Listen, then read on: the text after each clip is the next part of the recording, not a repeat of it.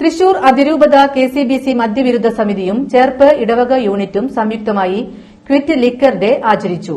പഴുവിൽ ഫൊറാന വികാരി father Vincent Cheruvathur ഉദ്ഘാടനം ചെയ്തു.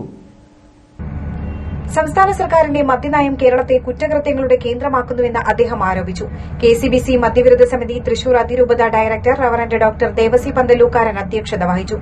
ചേർപ്പ് ഇടവക വികാരി father Sebastian Vettath, retired sub inspector CR Dinesh Kumar, Padmashri Peruvanam Kuttan Marar, father Sijo Kattukaran, ചെറുജന മഹല്ലു ഖത്തീബ അമീൻ ഹുദവി വണ്ടൂർ തുടങ്ങിയവർ സംസാരിച്ചു.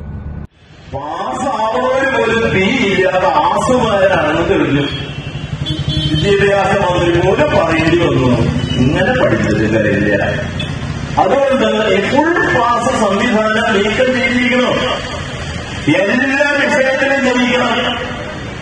ഗ്രൂപ്പ് അടിസ്ഥാനത്തിന് പോലെ ഓരോ വിഷയത്തിലും കൃത്യം ഇത്രയെങ്കിലും മാർക്ക് കിട്ടിയവർക്ക് ജയിക്കാൻ അവകാശമുള്ളൂ.